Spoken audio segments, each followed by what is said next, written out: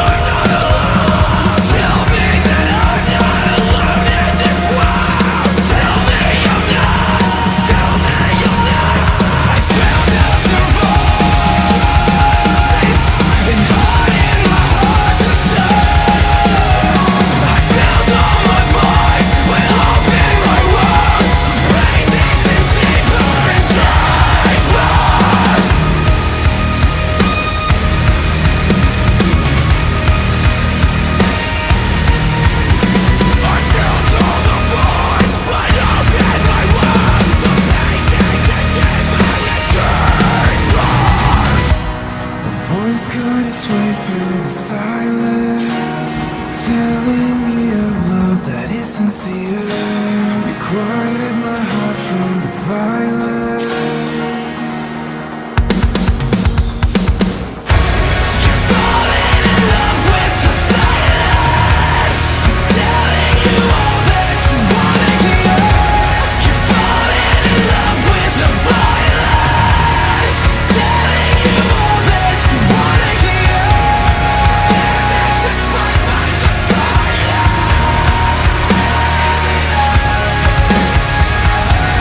Forgiveness is my mind on fire.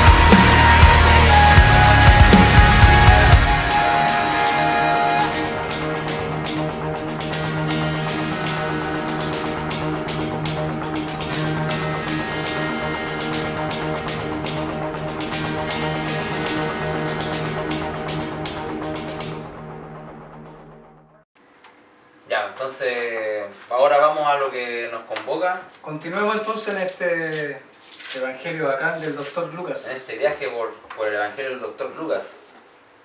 Una recopilación de hechos y acontecimientos que él fue guardando y escribiendo para nosotros. Aparte, es difícil de olvidar de que Lucas fue el que escribió el libro de los Hechos. Sí, el libro de los hechos y fue el médico que acompañó a Pablo en los viajes misioneros. Un día podríamos hacer alguna reseña de Lucas. Podría Sí, ser- podríamos hacer algo así como una reseña, porque igual es importante, Pablo lo menciona varias veces. Y bueno, es el médico amado. Además, por ejemplo, aquí encontramos en el Evangelio de Lucas la única parábola del... El buen samaritano, El buen que samaritano. vamos a ver hoy día, chicos. Ya, Exacto. entonces vamos. Empecemos, Iván, me encanta esa versión. Ya. La nueva traducción viviente, chicos. Entonces Jesús envía a los discípulos, ¿cierto? Ah, capítulo 10. Sí. Capítulo 10, exactamente. Después el Señor escogió a otros 72 discípulos y los envió de dos en dos delante de él a todas las ciudades y a los lugares que tenía pensado visitar. Y les dio las siguientes instrucciones. La cosecha es grande, pero los obreros son pocos. Así que oren al Señor que está a cargo de la cosecha. Pídanle que envíe más obreros a su campo. Ahora vayan y recuerden que los envió como ovejas en medio de lobos. Ahí hay hartas cosas importantes e interesantes, chicos, miren. Iván, ¿te acordás que la otra vez había mandado a los 12? El Señor envió a los 12. Sí. Ya. Después, y los 12 también se les sanan a los enfermos y van predicando, ¿cierto?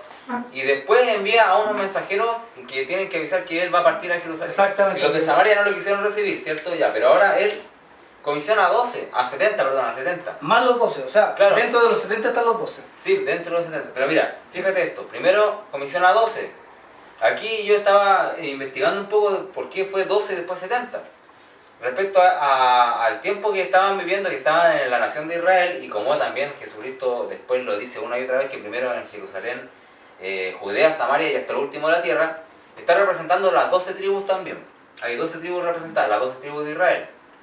Y también después representa con los 70, porque en ese tiempo se conocían 70 naciones paganas alrededor del mundo, con el mapa que existía de esa época. 70. Sí. Bueno. Entonces la visión que está teniendo Jesucristo, hay una visión de expandir el Evangelio a todo el mundo, a todas las naciones. Pero primero parte con la nación de Israel, donde se revela primero a ellos.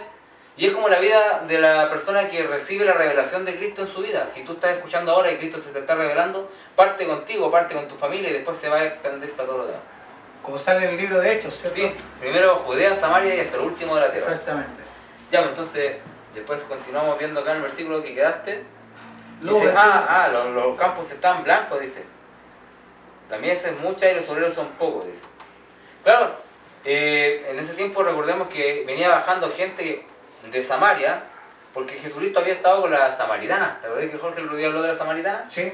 Cuando la samaritana, Jesucristo les dijo todo lo que había sido su vida, la samaritana en el capítulo 9, no me acuerdo si el 5 o el 9. Bueno, pero sale en el Evangelio de Juan, que la samaritana cuando Jesucristo le dice todo lo que ella había hecho en su vida, deja el cántaro ahí, que haya habido buscar agua, deja el cántaro y va corriendo a Samaria a contarle a todos los samaritanos lo que Cristo, que ella había encontrado al Mesías. Claro, y ahí bajan todas después a mirar. Sí, Y a entonces conocer. están todos los samaritanos ahí expectantes. Y Jesucristo ve justo esta imagen de la gente que viene ahí, porque habían encontrado al Mesías, y dice, ya los campos están listos para la siega. Pero faltan obreros. Entonces, ¿qué es lo que dice él? Involúcrense ustedes. Primero dice, hay que rogar que el Señor envíe obreros, porque a nosotros también quizás podríamos pensar cuando uno se convierte a Cristo y conoce a Dios, ¿cierto? Exacto. Uno dice, pucha, hay tanta necesidad, ¿por qué no van? ¿Por qué no hacen esto? ¿Por qué no van a predicar allá y hacen esto? No, pero el llamado es hacia uno mismo. Exacto, no esperar que el de al lado lo haga, Claro. si podemos hacerlo nosotros Y puedes mismos. participar rogando para que el Señor envíe obreros, porque es una cosecha de almas muy grande, si aquí se refiere a almas humanas. Estamos viendo que el mundo entero está corriendo en un... Como escuchábamos el domingo cuando fuimos a Santiago, ¿cierto? El mundo entero está corriendo en el camino ancho, y muchos van a la perdición. Pero hay una cosecha también que rescatar, pues, no sé. No, y ¿cachai? Importante aquí dice, así que oren al Señor que Para que está envíe. a cargo de la cosecha. O sea, claramente nos dice que Dios igual sigue estando al poder y a cargo de la cosecha, ¿cachai? No dependiendo de nosotros, sino que aquí dice claramente, así que oren al Señor que está a cargo de la cosecha, pídanle que envíe más obreros a sus campos. Claro, está hablando, es un mandato para los discípulos, para nosotros también, por si ustedes ya están siguiendo a Cristo, es un mandato para nosotros para rogar al Señor para que envíe obreros. Y al mismo tiempo nos hace partícipe a nosotros, porque también la oración es parte del servicio. Exacto. Y dice después, ahora vayan y recuerden que los envío como ovejas en medio de lobos. Y nosotros claramente sabemos que el lobo no va a jugar con la oveja, ¿cierto? El lobo no está para jugar con la oveja. En el versículo 3, claro, dice, vayan, hay un mandato de ir, ¿ya? Aparte de orar, hay que involucrarse. Y después dice que, como cordero oveja en medio... O sea, ¿qué puede sostener en vida a una oveja en medio de los lobos, digo yo? ¿Qué puede ser? A ver, es solamente porque Cristo está ahí, o sea, si Cristo te está mandando, y aparte que dice que le dio poder y autoridad. Es que, aparte también nos damos cuenta de que cuando tú empezás a hablar, a predicar el evangelio a tu vecino, a tu compañero de trabajo, ahí aparece el lobo, ¿cachai? Siempre van a haber Sí. gente que decir, cuando tú le empiezas a confrontar el pecado que están haciendo, que eso está mal, que la ideología que tienen es como diferente, que no va, ahí empiezan a aparecer los lobos, ¿cachai? Que ya no hay amistad, ya no hay empatía, sino que ya empiezan a mostrar los colmillos, ¿cachai? Se empieza a sentir incómodo cuando empieza a llegar la luz en medio de las tinieblas, ¿cachai? Sí. Entonces dice, no va a ser fácil el camino, ¿cachai? No va a ser fácil ir a predicar y a buscar, a predicar el evangelio, pero porque van a haber lobos, ¿cachai? Y nosotros vamos a ser las ovejas. Los hay, y hay incluso lobos vestidos de ovejas que se infiltran en algunas iglesias. Y eso ahí hay que tener mucho ojo, porque los lobos vienen a trasquilar a las ovejas, los lobos vienen a hacer daño al creyente, le hacen daño al creyente. Y esos lobos están en la mayoría de las iglesias. Así Bueno, que, el lobo, aquí claramente el lobo significa el riesgo, o sea, predicar el evangelio va a tener riesgo, va a tener lobos, van a haber ¿cierto? enemigos, claro, te van a hacer la vida imposible y todo. Las enseñanzas de Jesús siempre son incómodas para la gente común, ¿cachai? Para la gente para lo popular, la enseñanza de Jesucristo va a ser incómoda, ahí aparecen los lobos. Sí, bueno, no, incluso hasta familiares se te pueden poner en contra. Sigamos entonces, después Versículo en el 4. 4. No lleven con ustedes nada de dinero, ni bolsos de viaje, ni un par de sandalias de repuesto, y no se detengan a saludar a nadie por el camino, ¿cachai? Sí, oye, interesante lo que dice, porque mira, cualquiera pensaría que, oye, el Señor, ¿cómo puede enseñarle tanta poca cortesía de los discípulos hacia la gente? ¿Cierto? O decirle- Sobre todo allá en Iquique, en Norma, como la gente se saludan entre ellos, siempre todos, vais caminando por la No, calle. yo aquí también claramente veo que dice, vayan a predicar, ¿cierto? Avancen. Otra cosa que dijo de 2 en 2, ¿cierto? De dos en dos, sí. Lo importante es rescatar ahí que siempre el Señor manda dúos, ¿cachai? Porque siempre si cae uno está el de al lado para levantarlo, ¿cachai? Desde, bueno, los evangelios que vimos antes, ¿cierto? Y acá. Sí. También que dice que, ¿cómo fue la parte De que dos dice en acá? dos, dice. Y después dice en el versículo No 4 lleven con que ustedes, no ¿cierto? lleven Nada, nada, o sea, de dinero, ni bolso, ni viaje, ni un par de sandalias, ni repuesto, y no se detengan a saludar a nadie por el camino.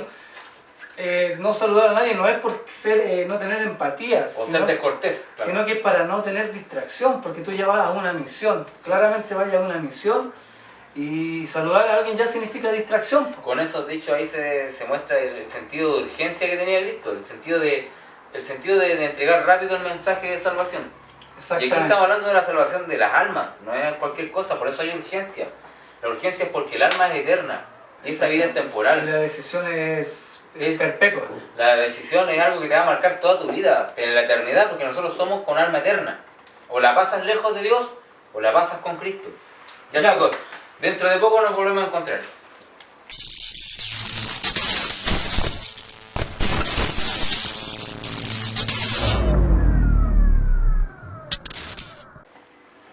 Ya vamos, entonces sigamos en el versículo 5 que dice más o menos así. Cuando entren en la casa de alguien, primero digan, la paz de Dios sea sobre esta casa.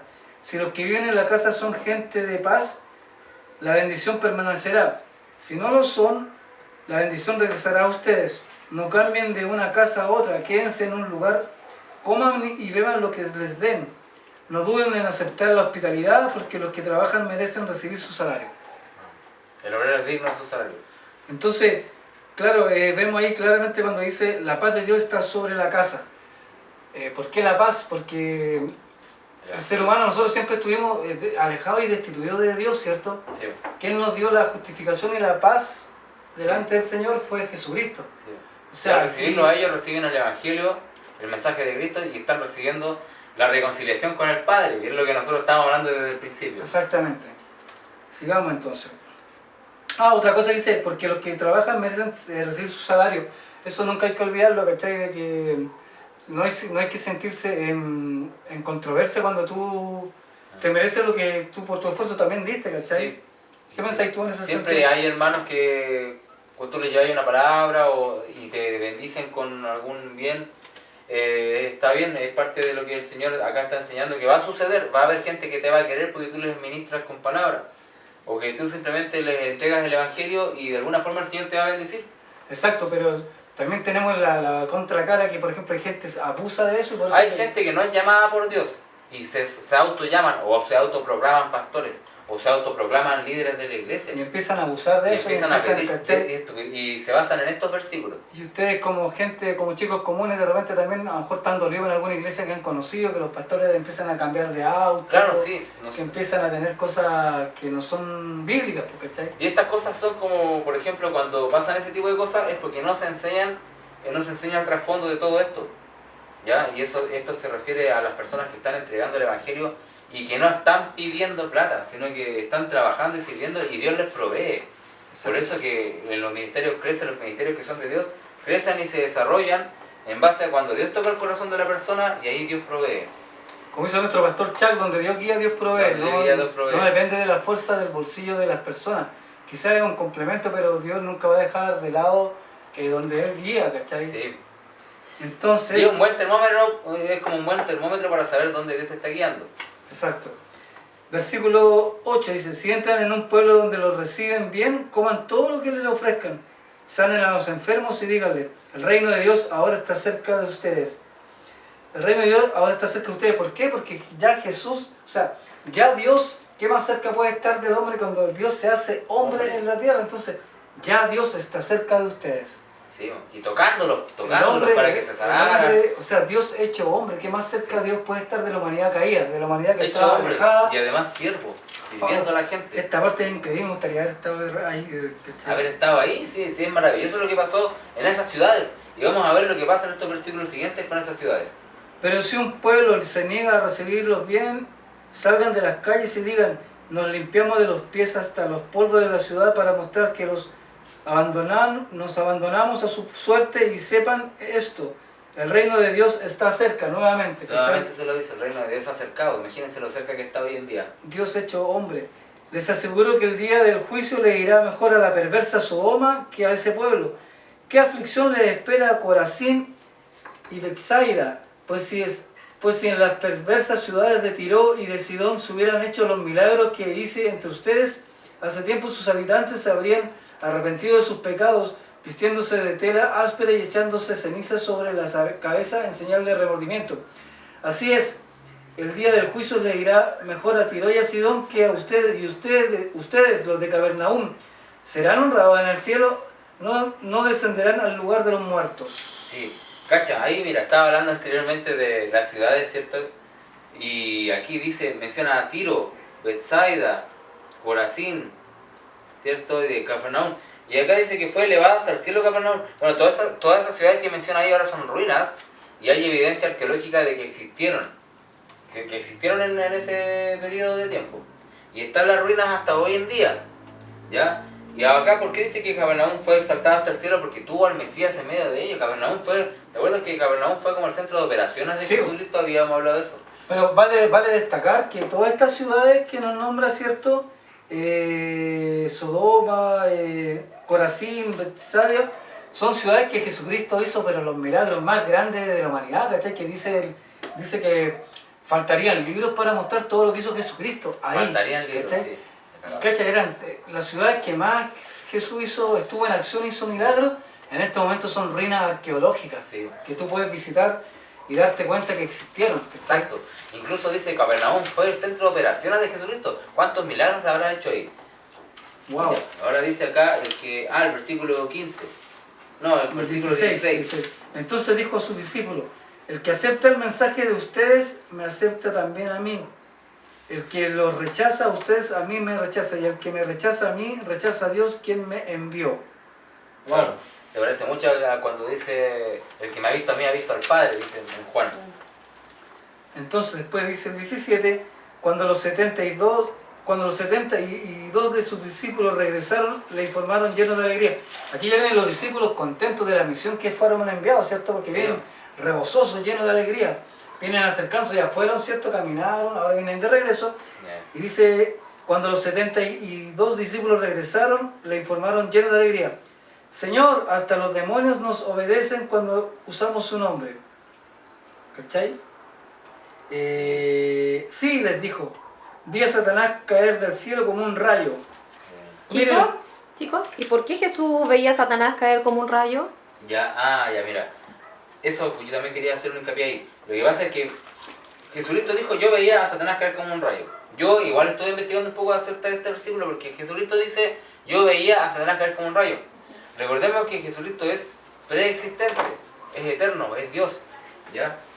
Y vemos en Ezequiel y las profecías, no se tenía mucho conocimiento respecto a este ángel caído. ¿ya? Pero en Ezequiel, ¿te acuerdas? En Job sale Satanás acusando a Job en el cielo. También en Ezequiel hay una profecía que muestra cómo cae del cielo. ¿Cómo pudiste caer, lucero de la mañana? Le dice. Después también vemos que en este tiempo, en el tiempo de cuando está Jesucristo ahí con ellos, es crucificado a Jesucristo y vence a los poderes superiores, a las autoridades, a los poderes espirituales. Clavándolos en la cruz, dice Colosenses, clavándolos en la cruz y triunfando sobre ellos. Y también vemos en el Apocalipsis, en la revelación del futuro, vemos que Satanás es arrojado a la tierra desde el cielo. Ahora Jesucristo como preexistente, desde la eternidad, observa esas tres tipos de manifestaciones de la caída de Satanás. ¿Ya? Y es como un rayo. Ahora, esta caída de Satanás desde el cielo, desde el trono de Dios, viene manifestándose cada vez más. ¿Ya? En ese tiempo fue así. Se le reveló al profeta Ezequiel. Después acá en la cruz del Calvario.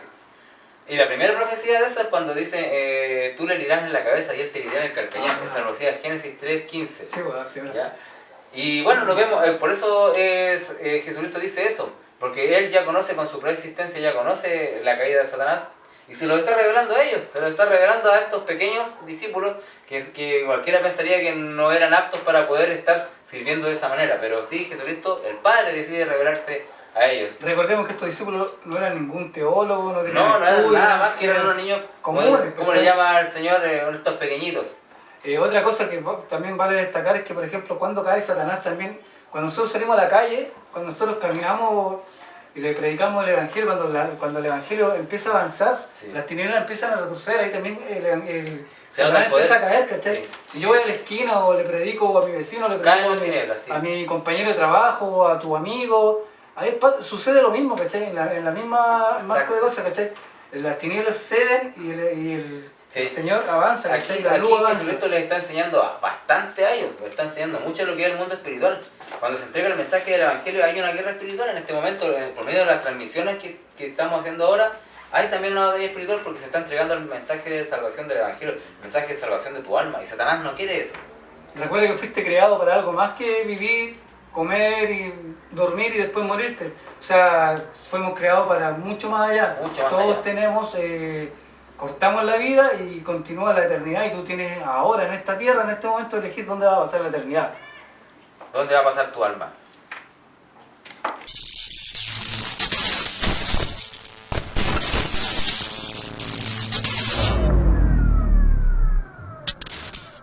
Entonces, versículo 18, sí, les dijo, vi a Satanás caer del cielo como un rayo. Miren, le he dado autoridad sobre todos los poderes del enemigo, pueden caminar entre serpientes y escorpiones y aplastarlos, nada les hará daño, pero no se alegren de que los espíritus malignos no le obedezcan, alégrense porque sus nombres están, porque le obedezcan, sino que alégrense porque sus nombres están escritos en el cielo. La ¿Cachai? salvación del alma. O sea, ¿para qué nos vamos a gozar tanto de ese tipo de cosas? Hay gente que se goza por andar reprendiendo demonios, pero nosotros como Los cazademonios, los cazademonios, cazadores de... pero los que conocen a Jesucristo saben y que la vida eterna está dentro de ti. Y eso ya es secundario, o sea, tú te alegráis más por por saber tener vida de que... eterna. Porque claro, porque conociste la verdad y la verdad te hizo libre y tú tenés ganas de rebosar y contarle al de al lado de que Jesucristo te puede hacer libre y no andar contando, oye, saquemos demonios. Y el gozo de experimentar el ¿cachai? conocimiento de Jesucristo, de ir conociendo a Jesucristo todos los días, es Uno- una relación de amor. Uno no busca a Jesucristo para sacar demonios, ¿cachai? No, O uno andar lo haciendo busca, sanidades. uno lo conoce más porque uno lo ama, porque Jesucristo te revela y te muestra su amor, te da la vida eterna, te da una comunión con el Padre, entonces No es una religión, sino que Claro. una relación. y tú eso con te llena Jesucristo. tanto de gozo, ¿cierto? Que te hace ir todos los días a Cristo, ¿sí? Es genial, es maravilloso. Sí, es bonito acercarse a Cristo, compadre. Si tú no lo conoces, búscalo y de verdad el mayor privilegio que vas a tener es sentirte Sí. ¿cachai? Libre de saber de que no tienes ese peso de andar buscando cosas en la calle, Claro. ni sentir, quiero ser famoso por esto, quiero sacar demonios, ¿no? Simplemente la libertad que da Jesucristo es lo que más te hace dormir tranquilo. Sin religión, Exactamente. es una relación. Entonces vamos al 20, al 20. al 20. Ah, no, al 21. Ya. En esa misma ocasión Jesús se llenó de gozo del Espíritu Santo y dijo, oh Padre, Señor del cielo y de la tierra, gracias por esconder estas cosas de los que se creen sabios e inteligentes y por revelárselas a los que son como niños. Sí, Padre, te agradó hacerlo de esa manera, perdón. La verdad, sí. Mi Padre me ha confiado todo, nadie conoce verdaderamente al Hijo excepto al Padre. Nadie conoce verdaderamente al Padre excepto el Hijo, y aquellos a quienes el Hijo decide revelarlo. ¿Cierto? Cacha, que hay sectas que niegan la deidad de Cristo, niegan que Jesucristo es Dios, niegan también al Espíritu Santo, cacha. Pero aquí Jesucristo se regocijó en el Espíritu Santo de Dios. No hay aquí rebosa de alegría por el hecho de que Las almas. de predicar el Evangelio, como veía que los discípulos predicaban el Evangelio, él se llena de alegría y le habla al Señor con... Fíjense ustedes los que son creyentes, los que son cristianos, cómo se goza el Señor cuando se anuncia el Evangelio. Así que no olvidarnos de que esta palabra viva es lo que el Señor le trae gozo cuando nosotros la anunciamos. Wow.